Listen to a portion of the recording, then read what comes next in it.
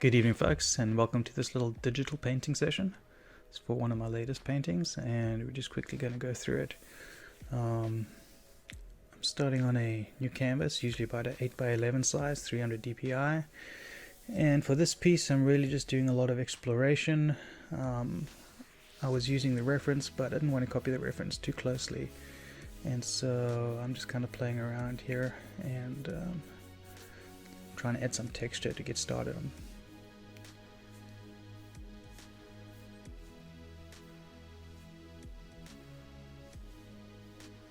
This video is at around 500%. The entire piece was about 82 minutes, I think. And it's pretty much just painted opaquely with a bit of pen pressure. This is in Photoshop. I do use Painter occasionally.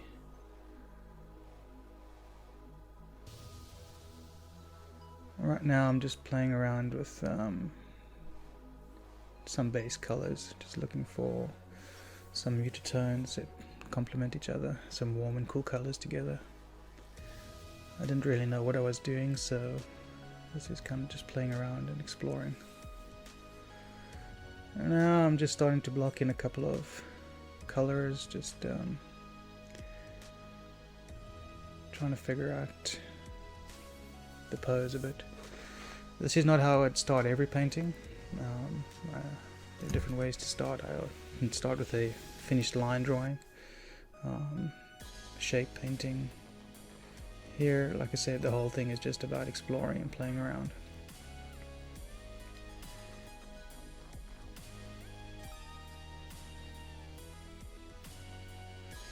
I'm not color picking from the photo. I'm actually just using my eye. Color picking, it's fine, you can do it, it's not a problem, and it's a lot faster actually. But there's a lot to be learned for using your eye and just choosing the colors manually. Doing a lot of measuring and checking the angles. Every now and then you'll see the cursor hop over to the other side. I'm actually drawing in my mind and with my hand over the photo and then transferring that stroke and putting it down on the painting. There you see I did it on the back there. I felt her pose was a little bit awkward, so I lengthened the back a bit, and you'll see in the end I dropped the skirt down a bit to show a bit more of the back.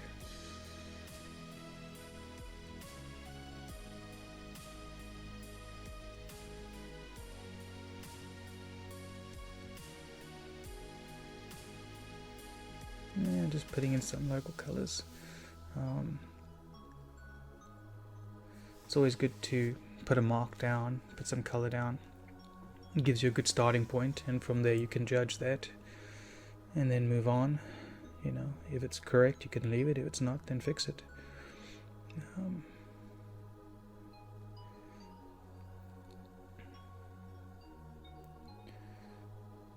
I think if I'd done this again, which I may do, I wouldn't have put that detail in the background. I would have kind of just left it a little bit more abstract. And this piece could probably have been done in about 30 minutes with a little better understanding of what I wanted to do. But there was a lot of exploration going on, and you'll see I paint stuff and paint it out and put it back in.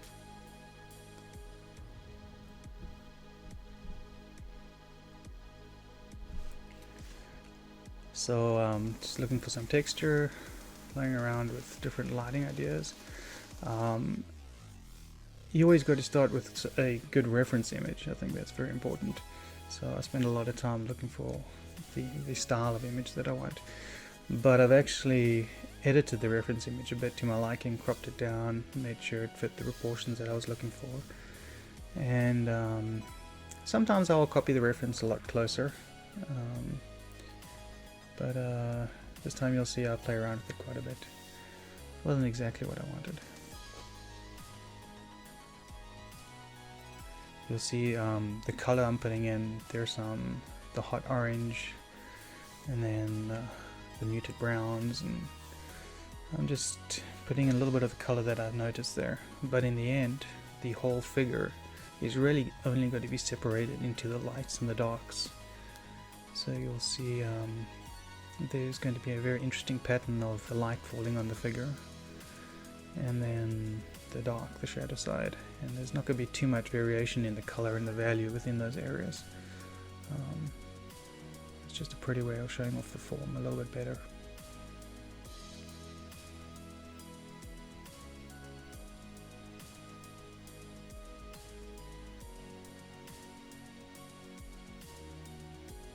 You see there, looking at the angle of the back and the dress and just adjusting it a little bit. In the original image, her leg was at a really awkward angle, and I wanted to bring it back a little bit and play around with it, and so I edited the reference image. And it's still not exactly what I wanted.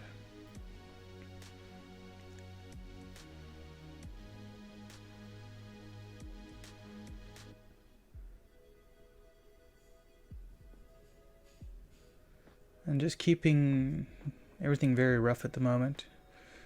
You'll see at a later stage I'll start to blend things out a bit on the figure, just to blend the colors and the values together a bit on the form. But the background stays quite rough. I'm just painting over opaquely. It's 100% opacity and flow, and I just use the pen pressure. Someone had asked me about brushes. I do use quite a few texture brushes, but for the most part this painting was done with 1 or 2 brushes. In the end I put a few texture brushes on just to give some of the marks that you'll find with traditional painting.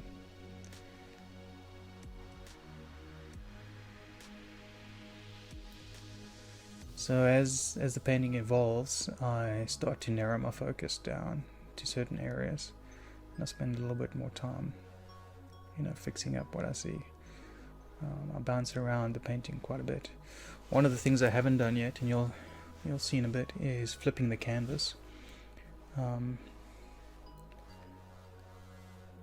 This allows me to spot my mistakes and make for adjustments.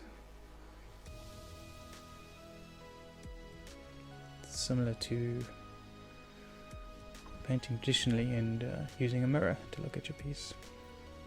One of the other things that you can do to check your piece is to zoom out quite a bit, basically stepping away from the canvas and checking it.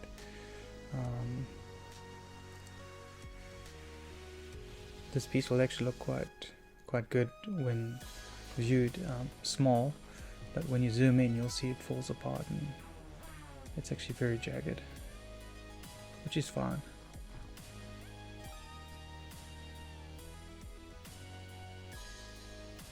One of the other things I've been asked is why do I call this a sketch? Well, typically I spend, you see there I just flipped the canvas now. Typically I spend anything from 30 to 300 hours on a piece, and it can take me anything from a couple of months to I've spent over 2 years on some pieces, which is quite ridiculous. But these are all done in one setting, and it's just basically a statement of what I was doing at the time. And as I get more comfortable with the style, that my speed will increase and that time will come down. Speed paintings, okay. I don't have anything against speed painting. I think it's a good way to get ideas down quickly, but I think your focus should always be on doing good painting and making sure your painting's correct. And your speed will come with time. I feel I'm actually quite a slow painter, which is why I'm doing a lot of these now.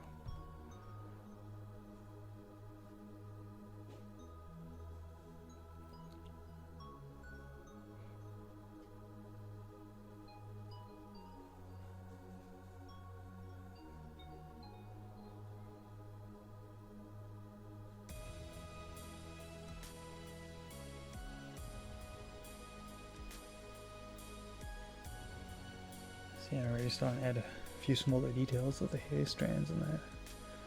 I'd initially wanted a halo effect, and I think I tried out here and there, but I felt it softened the image a bit too much, and so I took some of that away. So I started to blend out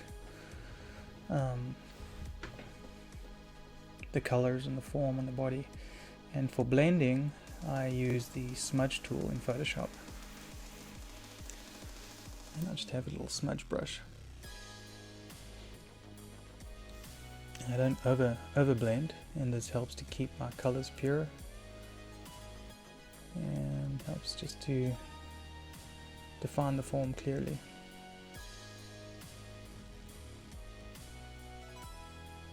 You see that pattern of light and dark is coming out now, as opposed to how complicated it had looked earlier.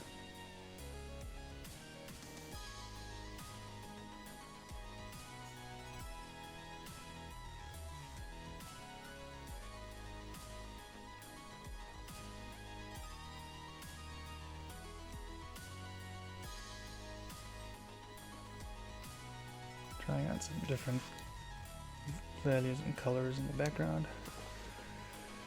Trying to warm it up a bit and then cool it back down. Add some texture in. Do I want to detail out the wood panels? Paint it in, paint it out.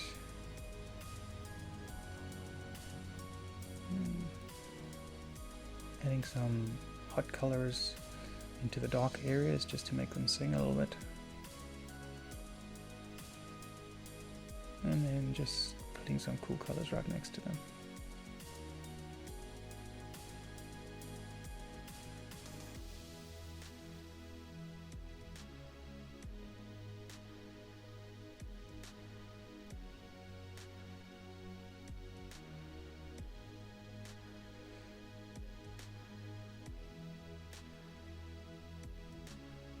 I was tempted to work on that hand a lot longer. I'm glad I didn't. It's good to practice restraint sometimes.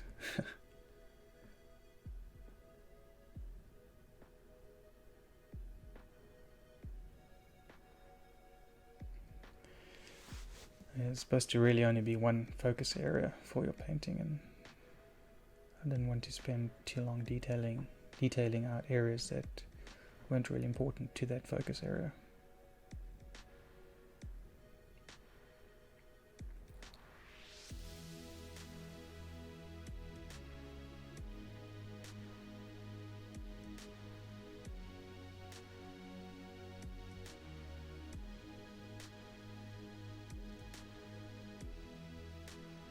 Some of my other videos you'll see that the process is quite different at the start. With this piece, a lot of the drawing, the planning actually is based around the proportions of the piece and the borders of the reference image. I try and use those borders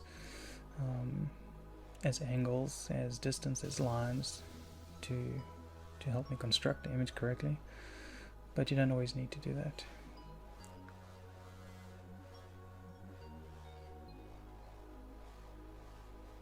Adding in some pretty hot reds there into the hair.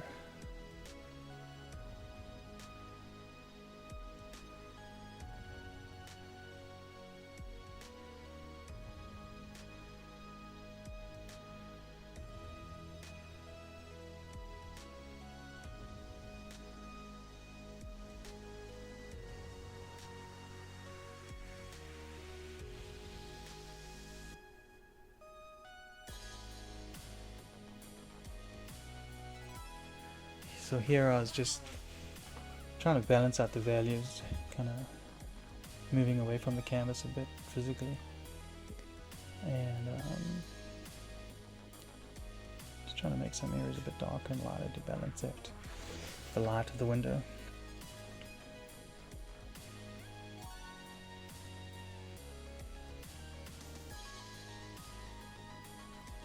Playing around with a couple of texture brushes. I think in the end I painted a lot of that detail out in the white area, so it actually coincided a little bit closer to the reference image.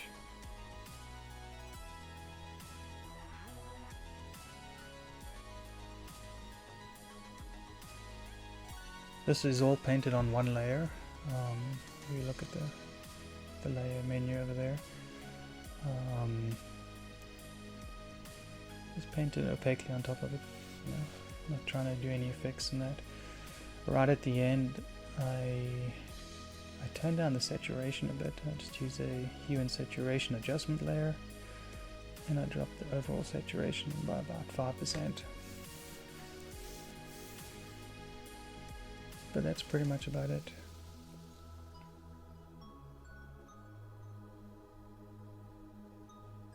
And again, that's not to say that's how I always paint. I'm quite happy to use a lot of effects. I enjoy using multiply layer, which is for darkening areas, and overlay, linear dodge, color dodge, whatever's needed.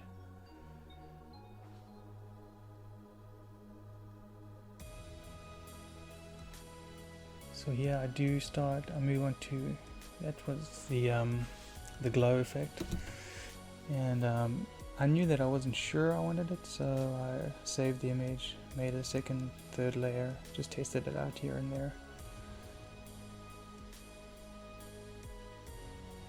And then once I was happy, I either deleted it or flattened it out.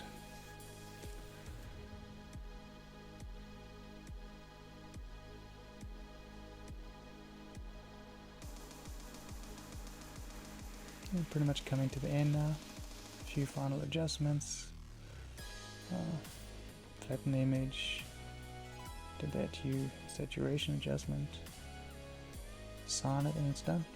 There you go. Thanks for watching, guys. Please subscribe if you enjoyed that and leave your comments. Thanks.